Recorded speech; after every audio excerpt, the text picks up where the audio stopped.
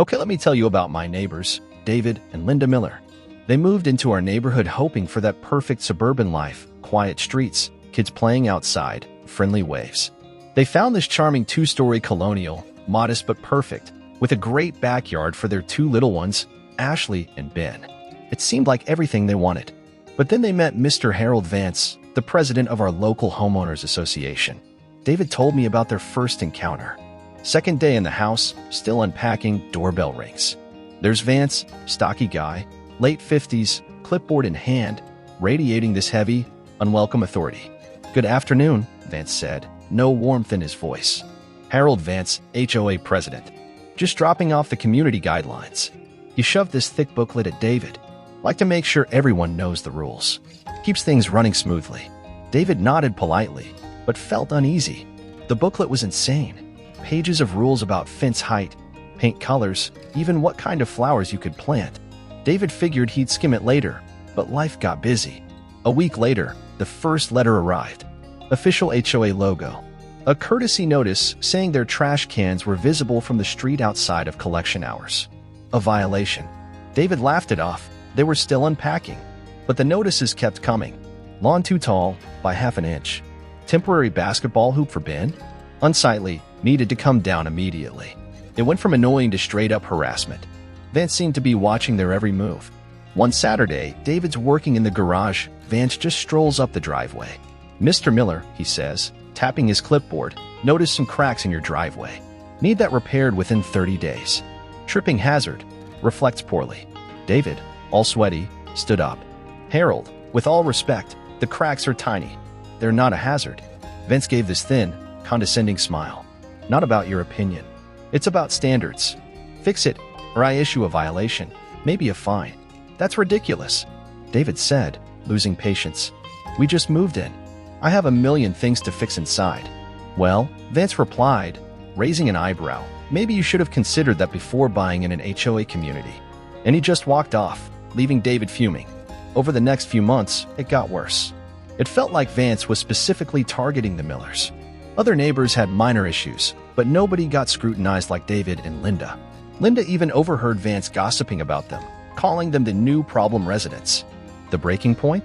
A fine for parking David's old pickup truck, the one he used for weekend projects, in the driveway overnight. The letter claimed it violated the rule against commercial vehicles. It wasn't commercial, just old. Fed up, David went to the next HOA meeting. The board members sat at a long table, Vance presiding like a king. When David spoke, he laid out his grievances calmly but firmly. "Mr. Vance," he began, "I understand rules, but this is too much. Petty infractions, some not even violations. It feels like my family is being targeted." Vance didn't even look up. "Mr. Miller, rules are rules. If you can't follow them, maybe this isn't the community for you." David's frustration boiled over. "We moved here for a safe place for our kids, not to be bullied by someone on a power trip." Vance finally looked up, his expression cold. "Meeting adjourned," he snapped, banging his gavel. "Further issues? Talk to the HOA lawyer." As the room emptied, a few neighbors whispered encouragement to David, sharing their own frustrations with Vance. "He's vindictive," one woman whispered. "He'll make your life a nightmare." David left feeling sick. Vance wasn't backing down. The system protected him. For the first time, David wondered if moving here had been a huge mistake. That night started like any other for David and Linda. Kids tucked in bed, quiet house. Linda was reading, David catching up on work emails. Peaceful. Around 10:30 p.m., David glanced at his phone, checking the feed from the security cameras they'd recently installed. Thanks to Vance's escalating weirdness, his heart jumped.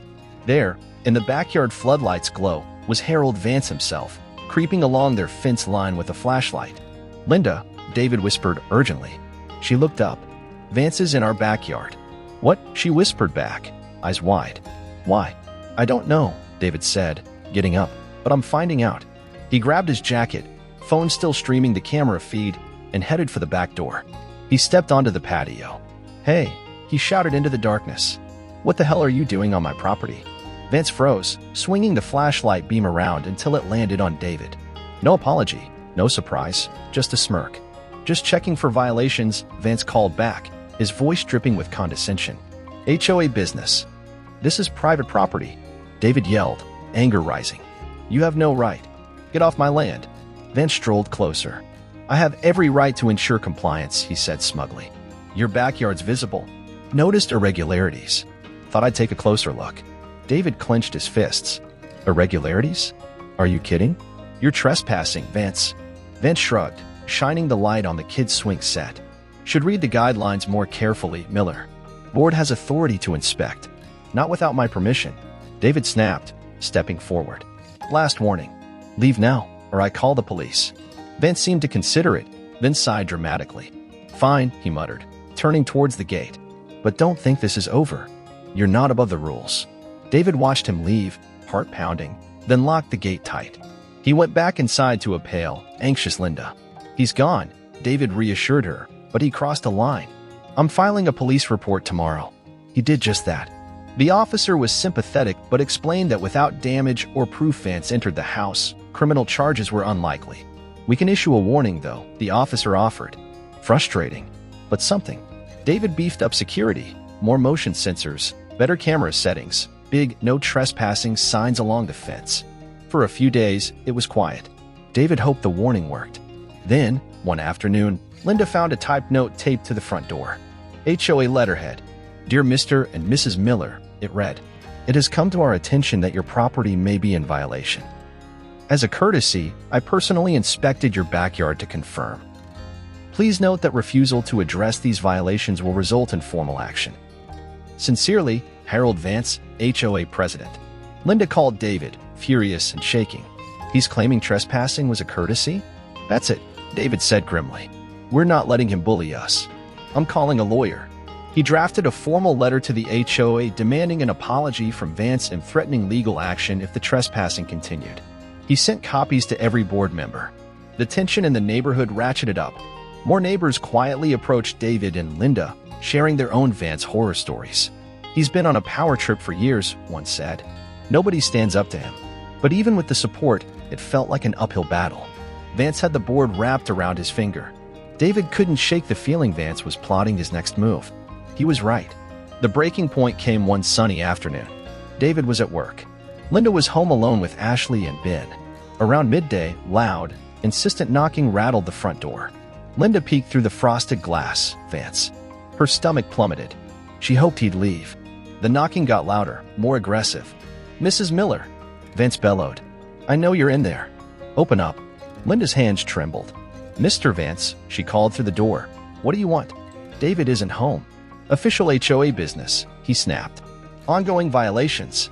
Need access to the backyard. Now. You can't just demand access, Linda said firmly. Send it in writing. Vance slammed his palm on the door. Already sent notices. You ignored them.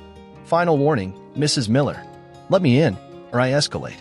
His voice held a threat she couldn't ignore. Mr. Vance, please leave, she pleaded. Or I'll call the police. He laughed nastily. You think the cops will side with you? I'm enforcing the rules. You're breaking them. He grabbed the handle, rattling it, trying to force it open. Locked? Thank God. Dorothy scrambled back, grabbing her phone, dialing David. David, she whispered frantically, Vance is at the door. He's trying to get in. What do I do? Is the door locked? David asked urgently. Yes, but he's yelling, demanding to inspect the backyard. Call 911. Now, David said. I'm leaving work. Stay away from the door. Keep the kids safe. Linda hung up, dialed 911. As she talked to the dispatcher, Vance kept pounding on the door. You can't hide, he yelled. This neighborhood is rules. The dispatcher promised officers were on the way, but it felt like forever. Linda rushed the kids upstairs, into a closet. Stay quiet, she whispered, trying to hide her own terror. Then she heard it, rattling at the side gate, followed by a loud thud. He was trying to force his way in. Peeking through the curtains, she saw him climbing over the fence. He was in their backyard. Adrenaline surged. She locked the back door, grabbed the baseball bat David kept nearby. Get out of here, she yelled through the glass. The police are coming. Vance ignored her, pacing the yard like he owned it, muttering, pointing at the swing set, the garden. Then he marched towards the back door, his face dark. He leaned close to the glass. Think you can scare me with cops, he said, his voice eerily calm. You're the ones disrespecting this community. Leave. Linda screamed, gripping the bat. He didn't flinch. Reached into his pocket, pulled out a crowbar. Linda's blood ran cold. She backed away. How did it come to this?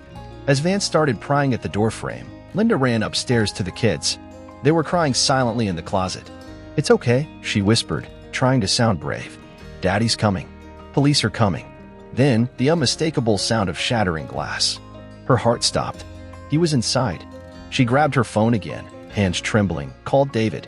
"He's in the house," she whispered. "Broke the back door." "I'm almost there." David choked out. "Stay with the kids. Don't engage." Linda hung up, holding her breath, listening to Vance's heavy footsteps downstairs. He was muttering, getting louder, more agitated. "This is what happens," he snarled, "when people think they're above the rules." Linda tightened her grip on the bat, praying help would arrive before Vance found them upstairs. David's heart pounded as he screeched into the driveway. Shattered glass glittered on the patio, proof of Linda's terrified call. He threw the car in park, grabbed the locked safe from the trunk containing his legally registered handgun. Training kicked in, preparation for a nightmare he never thought would happen, and sprinted towards the house. Inside, Harold Vance was like a storm tearing through their living room. Crowbar swinging wildly, muttering threats, oblivious to the destruction. A lamp lay shattered, picture frames crooked on the walls. Upstairs, Linda huddled with Ashley and Ben in the closet, trying to muffle their terrified sobs. "Where are you, Millers?" Vance roared, his voice echoing. "Think you can defy me?" David slipped through the front door, gun held low, moving silently, tactically. His mind raced, but his training kept him focused. Stay calm. Assess the threat. Protect the family. "Vance!" David yelled, his voice sharp, commanding, cutting through the chaos as he stepped into the living room. He kept the gun pointed down but steady. "Drop the crowbar. Get out of my house. Now." Vance froze, spun around. Surprise morphed into defiance, a twisted smirk spreading across his face. Finally decided to show up. "Huh? Too late. HOA business. I have every right." "Breaking into my home isn't HOA business," David snapped, keeping his voice level despite the adrenaline. "One chance, Vance. Leave before this gets worse." Vance laughed, a harsh, ugly sound. "You don't scare me, Miller. Ignore the rules. Disrespect the community. There are consequences." David took a cautious step forward, eyes locked on Vance. "The only consequences here are for you, Vance. The police are on their way. Put the crowbar down." But Vance didn't move, just tightened his grip, took a step towards David. "Think you're the hero? People like you ruin everything. You don't follow rules. You make me look weak." That ends today. The shift in Vance's eyes, the raw obsession. David knew this wasn't just about power anymore. Vance was unhinged. Reasoning was useless. "Don't do this, Vance," David said, his voice firm but low. "You're trespassing. You're armed. Put it down before you get hurt." But Vance lunged. Not a smart move, just pure, reckless rage. He swung the crowbar wildly. David sidestepped, the metal bar crashing into the wall inches away, leaving a deep gouge. "Stop," David shouted, his voice booming. "Last warning." Vance ignored him, raising the crowbar again. Time slowed. Training took over. David raised his firearm, aimed center mass. No, shoulder, non-lethal if possible, and squeezed the trigger. The shot was deafening in the enclosed space. Vance staggered back, the crowbar clattering to the floor. He clutched his shoulder, blood instantly soaking through his shirt. He collapsed to his knees, gasping. Silence. Except for Vance's ragged breathing and the faint, triggered beep of the security alarm. David kept the gun trained on Vance, hands surprisingly steady. "Stay down," he ordered calmly. "Police are on their way." Upstairs, Linda heard the shot, clutched the kids tighter, heart hammering. Then, David's voice, steady and in control. Relief, sharp and overwhelming, washed over her. "It's okay," she whispered to the crying children. "It's safe now." Minutes later, sirens wailed, growing louder, then flashing lights filled the street. Officers burst in, guns drawn, quickly securing the scene. David immediately placed his firearm on the ground, hands raised, explaining calmly what happened. "He broke in," David said, his voice steady. "Threatened my family. I had no choice."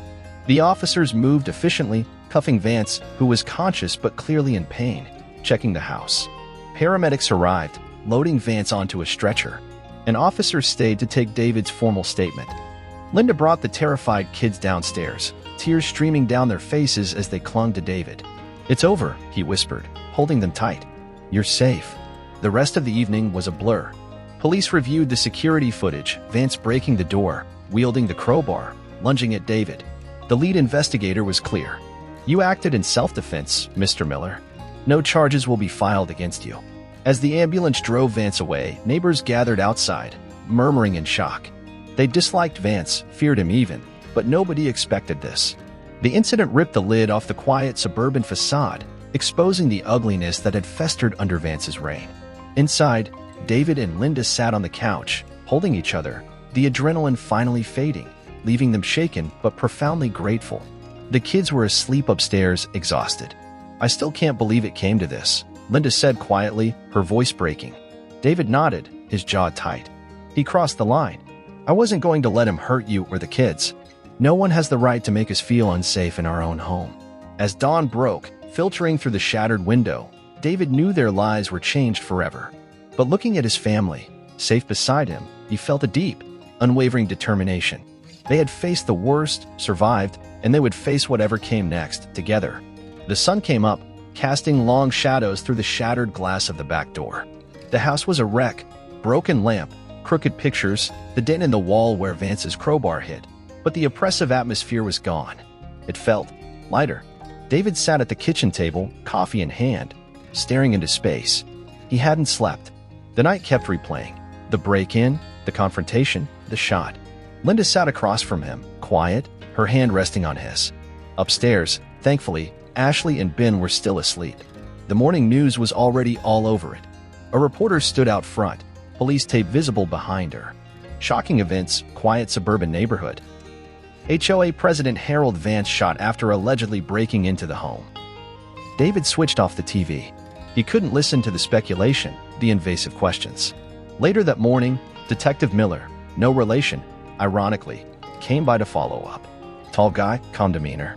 "Mr. Miller," he said, sitting down, "thanks for your cooperation.